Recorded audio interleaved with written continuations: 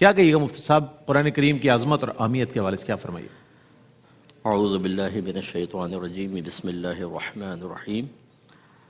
دیکھیں، اس کی ایک تو عظمت بہت بڑی اس اعتبار سے ہے کہ یہ اللہ تبارک و تعالیٰ کی ایک صفت عظیمہ پر مشتمل ہے، یعنی وہ بھی اس میں شامل ہے۔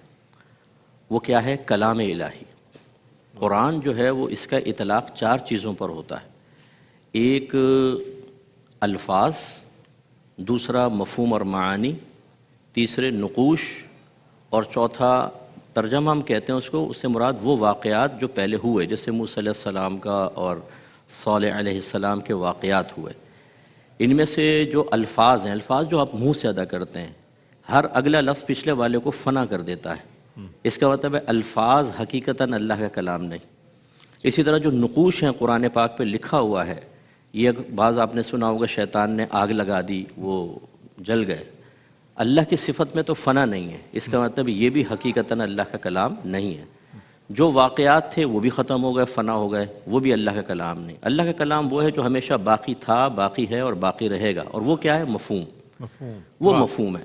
یہ قرآن 4 چیزوں کا مجموعہ ہے، اس میں ایک ہے کلام الہی۔ ویسے ہم عرف عام میں لوگوں کو سمجھانے کے لیے کہہ دیتے ہیں قرآن اللہ کا کلام ہے، لیکن بس یہ پوائنٹ ذہن میں رکھیے گا کہ اللہ کا کلام اللہ کی صفت ہے، اور اللہ کی صفات پر کبھی فنا نہیں ہو سکتی۔ تو جو کتاب اللہ تبارک و تعالیٰ کے کلام پر مشتمل ہو، اس کی عظمت کا کیا کہنا۔ دوسری بات یہ کہ اللہ تعالیٰ نے اس کو نازل فرمایا، انا انزلناہ فی لیلۃ القدر، تو یقینی سی بات ہے کہ اللہ نے اس کو نازل فرمایا۔ اس کا مطلب ہے نقوش بھی اللہ کے منتخب کردہ، الفاظ بھی ہیں، واقعات بھی ہیں، ان کو اللہ نے نازل فرمایا، اس اعتبار سے نسبت۔ پھر آپ قرآن دیکھیں، ذالک الکتاب لا ریب فیہ ھدی للمتقین، اللہ نے ابتدا میں فرمایا یہ وہ ذی شان کتاب ہے جس میں شک کی کوئی گنجائش نہیں، یعنی اس کے لیے کہ جو حقیقت حال سمجھتا ہو، سمجھدار ہو، تھوڑا بہت شعور رکھتا ہو، تھوڑا علم رکھتا ہو، اس کا قلب بغض سے خالی ہو، اس کی عقل عیوب سے سلامت ہو، وہ جب ایک بالکل ہر قسم کی بغض و عناد سے ہٹ کر، طرفداری سے ہٹ کر قرآن کا مطالعہ کرے گا، وہ یہ کہنے پر مجبور ہو جائے گا کہ یہ کسی انسان کا کلام نہیں ہو سکتا۔ جیسے بڑے بڑے فصحاء اور بلغاء عرب کے، اللہ تعالیٰ نے اپنے حبیب کو قرآن کی صورت میں وہ معجزہ عطا فرمایا کہ جب سرکار ایک آیت پڑھتے تھے نا تو وہ عالم تحیر میں چلے جاتے تھے، وہ کہتے تھے یہ کیسا کلام ہے۔ حالانکہ نبی کریم صلی اللہ علیہ وسلم 40 سال تک ان کے درمیان رہے ہیں، اس کے بعد پہلی وحی نازل ہوئی ہے نا۔ 40 سال جب تک سرکار کی زندگی تھی، کبھی کسی نے سرکار کا کلام سن کر عالم تحیر میں اپنے آپ کو محسوس نہیں کیا۔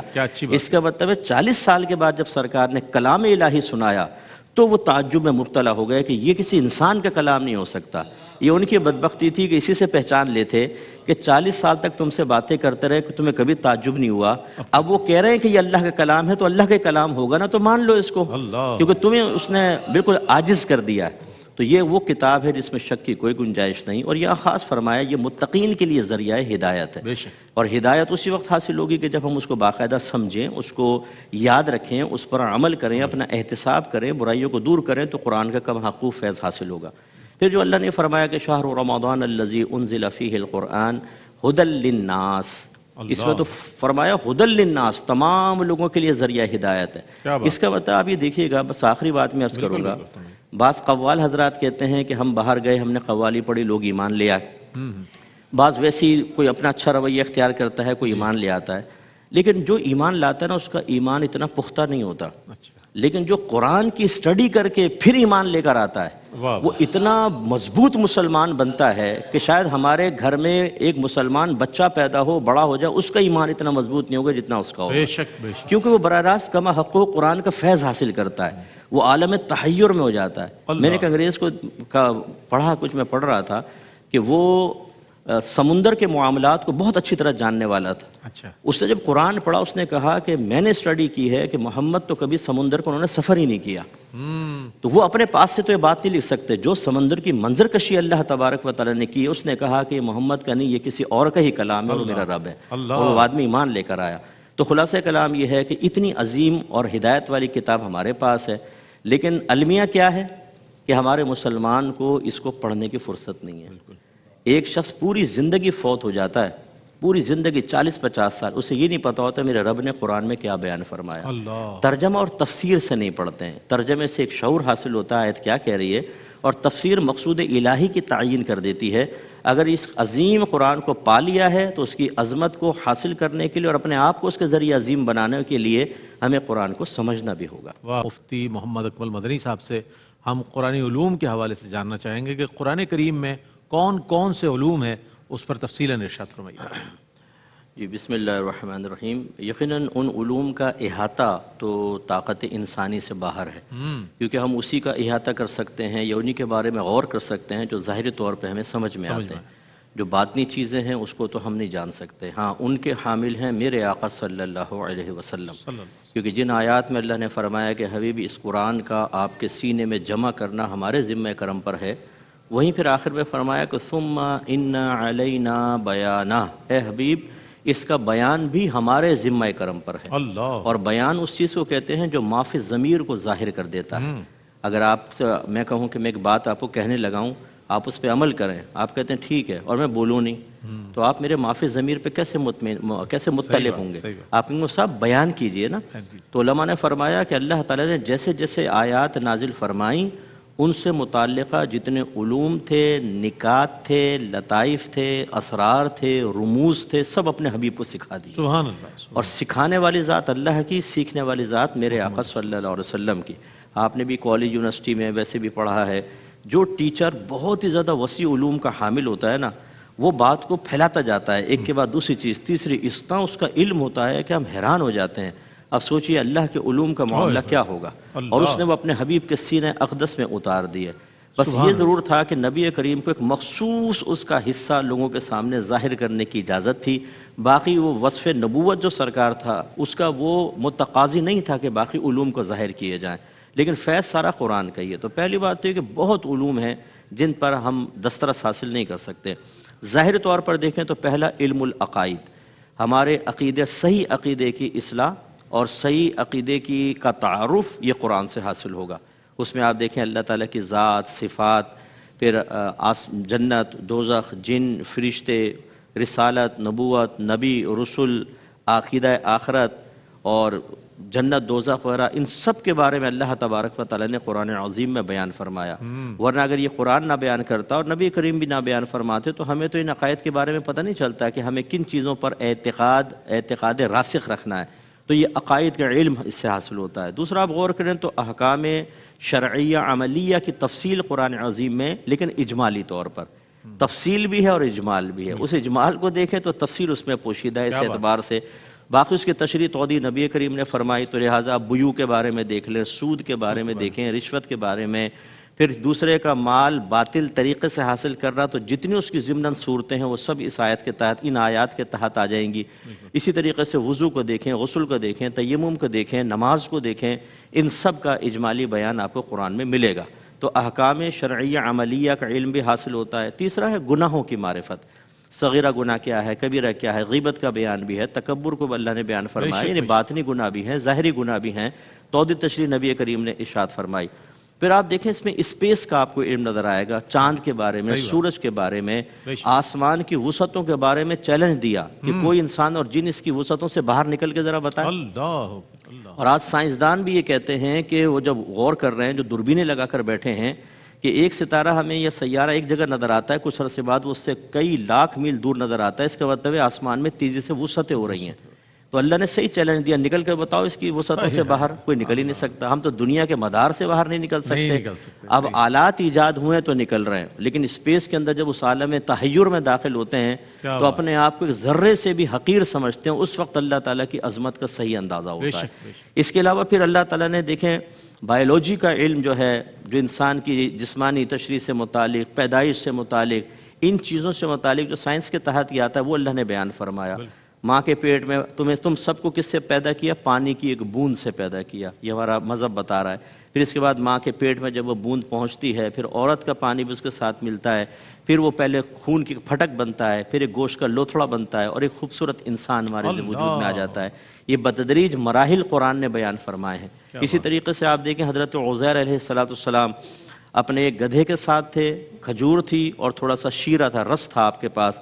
پھر اللہ تعالیٰ نے جب آپ کو یہ عین الیقین دکھانا چاہا، عین الیقین کے ذریعے اس اعتقاد کو مزید مضبوط کرنا چاہا کہ اللہ تعالیٰ اٹھانے پر قدرت رکھتا ہے تو آپ کو 100 سال تک سلا دیا. کیا بات. اس کا مطلب ہے 100 سال تک بھی انسان جی سکتا ہے, اس کے ٹیشوز قائم رہیں گے, اس کے جسم صحیح کام کرے گا. کیا بات. میں ایک ڈاکومنٹری دیکھ رہا تھا, جو ریچھ ہوتے ہیں نا, یہ اپنے بچوں کو لے کر سردیوں کا موسم آتا ہے تو یہ غار کے اندر چلے جاتے ہیں اور 6 مہینے وہیں پر رہتے ہیں. پہلے کھا لیتے ہیں اچھی طرح 6 مہینے, پھر وہ باہر نہیں نکلتے, سوتے رہتے ہیں 6 مہینے.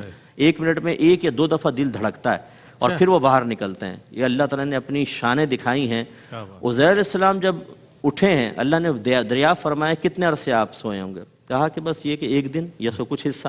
فرمایا اپنے شیرے کی طرف دیکھیں, کھجور کی طرف ایسی موجود, یا انگور تھا ایسی موجود, اور گدھے کی طرف دیکھیں وہ ریزہ ہو چکا تھا. اس کا مطلب ہے کہ اگر اس پر تحقیق کی جائے کہ جس چیز میں بیکٹیریا شامل ہو جاتے ہیں, گندگی اور کیڑے مکوڑے لگ جاتے ہیں, وہ ختم ہو جاتا ہے فنا. لیکن اللہ چاہے تو اس کو, جیسے ہم ایئر ٹائٹ کر دیتے ہیں, بعد اوقات چیز کو کھانا ہوتا ہے 6 مہینے تک محفوظ رہتا ہے, تازہ رہتا ہے. تو یہ چیزیں اس سے دیکھیں حاصل ہو رہی ہیں. اسی طریقے سے اللہ تبارک و تعالیٰ نے مثالیں ایسی پیاری پیاری قائم کی ہیں, حکمت کا علم بیان فرمایا ہے, ان چیزوں پر ہم دیکھیں. اسی طرح تاریخ کو بیان کیا ہے اللہ تعالیٰ نے, پچھلی قوموں کے واقعات, انبیاء علیہ السلام کے واقعات, اور اس سے ہمیں اشارہ کیا ہے کہ تاریخ کو ہمیشہ زندہ رکھنا چاہیے, کیونکہ تاریخ کو جب آپ زندہ رکھتے ہیں تو پچھلے والوں سے سیکھتے ہیں, پازیٹیو چیز سیکھتے ہیں, اس سے آپ کو حوصلہ ملتا ہے, اور نیگیٹو جس چیز جب آپ دیکھتے ہیں تو اپنے معاشرے سے اس تباہی کو دور کرتے ہیں, تو بہت بڑی تباہیوں سے بچتے ہیں. اسی طریقے سے مستقبل کا علم اللہ تعالیٰ نے اس میں بیان فرمایا, تمہارے ساتھ کیا کچھ ہونے والا ہے. موت کے بارے میں فرمایا کل نفس ذائقۃ الموت, تمہیں مرنا ہے. اب ہم موت پہ غور کریں تو پھر ہمیں ایک حیرت انگیز چیزیں سامنے آتی ہیں کہ زندگی کیا ہے, روح اور جسم کے مجموعے کا نام ہے, اور موت کیا ہے, ان دونوں کے انقطاع کا نام ہے. لیکن پھر اللہ نے بیان فرمایا کہ اللہ تعالیٰ تمہیں دوبارہ اٹھائے گا. جب کفار نے, ابو جہل نے خاص طور پر, ایک اونٹ کی ہڈیاں بالکل برادہ ہو گئی تو اس نے اٹھا کے ہوا میں اڑائیں, کہا جب ہم ایسے ہو جائیں گے کون ہمیں اٹھائے گا. تو اللہ تعالیٰ نے بڑی پیاری مثال سے بیان فرمایا کہ کیا اللہ تعالیٰ کے لیے تمہیں دوبارہ اٹھانا اس سے زیادہ مشکل ہے کہ جب تم کچھ بھی نہیں تھے اس نے تمہیں پیدا کیا تھا. انہیں نہ یہ مشکل نہ وہ مشکل. خلاصہ کلام یہ ہے کہ زبردست قسم کے علوم موجود ہیں. کوشش یہ کرنی چاہیے کہ ہم ان علوم کو سیکھیں, ان پر تحقیق کریں, اس کو پیش کریں لوگوں کے سامنے, کہ جو ہمیں ینگ جنریشن جو ہے وہ قرآن حدیث صرف آپ کہیں گے نا تو اتنی اٹریکٹ نہیں ہوتی. جب آپ سائنسی علوم کو ساتھ لا کر ان کی تائید و توثیق قرآن سے کرتے ہیں تو پھر اعتقاد اور مضبوط ہوتا ہے. کیا کہنا ہے صاحب, کیا پیغام دیجیے گا؟ اور اس کے ساتھ ساتھ ڈاکٹر صاحب نے ایک بات کہی تلاوت قرآن کریم کے حوالے سے, گھروں میں ظاہر یہ سوال آپ کے ذہن میں بھی ہوگا, 1 سے زائد نسخے ہوتے ہیں قرآن کریم کے. عموماً یہ ہوتا ہے کہ ایک ہی, چونکہ اس سے نشانی لگا لی جاتی ہے, ایک ہی کی سے تلاوت کی جاتی ہے, بقیہ رہ جاتے ہیں. تو کیا یہ بھی بے حرمتی کے اس میں شمار کیا جائے گا کہ قرآن کریم ہے لیکن اس کی تلاوت نہیں ہو رہی, جیسے 1 یا 2 اگر تلاوت میں ہے, تو اس پر بھی کچھ روشنی ڈال دیجیے گا. جی, قصد بے ادبی نہیں تو بے ادبی تو شمار نہیں ہوگا. ٹھیک, لیکن بہت بہتر ہے, جیسے آپ نے ارشاد فرمایا کہ کیا بہتر ہو کہ ہر ایک قرآن کو تھوڑا تھوڑا پڑھا جائے, اور یہ تمام کتابی شکل میں قرآن برود قیامت آپ کے پڑھنے پر گواہ بن جائے. جب وہاں 2 گواہی دے رہے ہوں گے نا, اور 6 آپ نے چھوڑ دے ہوں گے تو حسرت پیدا ہوگی, وہ 6 بھی کر لیتے سب. کیونکہ جب آپ اتنی مشکل میں ہوتا ہے نا تو کوئی ایک بھی سفارشی مل جائے. اب آپ کو اگر پکڑ لیا تھانے میں غلط فہمی کی بنا پر, اور ایس ایچ او غضبناک ہو رہا ہو, اور اس میں حضرت پہنچ جائیں, ایس ایچ او ان کے جان پہچان والا ہو, اور ان کو دیکھ کے سلام کرے, تو آپ کہیں گے رقم آپ آتے تھے نا ہمارے پروگرام کے اندر, ہم تو مفتی اکمل صاحب کے ساتھ کرتے تھے. ہاں جی, تو بس یہ ہوتا ہے کہ ہمیں کوئی بھی سہارا مل جائے تو بہت بیسٹ آپ نے بات کہی. اس طرح مسجد کے قرآن عظیم بھی ہمیں بعض اوقات ایک سے لگاؤ ہو جاتا ہے, اس کی لکھائی بہت خوبصورت سی ہوتی ہے, دیگر بھی میں نے بھی اپنی طبیعت کو محسوس کیا. سابق آپ نے کہی نا تو بات میرے ذہن میں آ گئی کہ یہ ہوتا ہے, ہم ایک ہی قرآن کو لیتے ہیں لیکن مختلف پڑھ لیا کریں, کم از کم ایک بار تو پڑھ لینا, گواہ بن جائیں گے. اور پیغام بس یہ ہے کہ دیکھیں, ہمارا اللہ کامل, ہمارے نبی کامل, اسلام کامل, ہماری آسمانی کتاب کامل. کاش ہم بھی کامل بننے کے بارے میں سوچ لیں. تو یہ چاروں چیزیں جو ہمیں حاصل ہوئی ہیں, چیز سے مراد اللہ کے لیے وہ موجود کے معنی میں لے رہا ہوں, کبھی اس پہ بھی فتویٰ نہ لگ جائے, کیونکہ شے جو ہے وہ 2 معنی میں استعمال ہوتا ہے, شے بمانے موجود اور شے بمانے ممکن. شے بمانے موجود تو اللہ کے لیے استعمال ہو سکتا ہے, لیکن شے بمانے ممکن استعمال نہیں ہو سکتا. ممکن اسے کہتے ہیں جو پہلے وجود میں نہ ہو بعد میں وجود میں آیا ہو.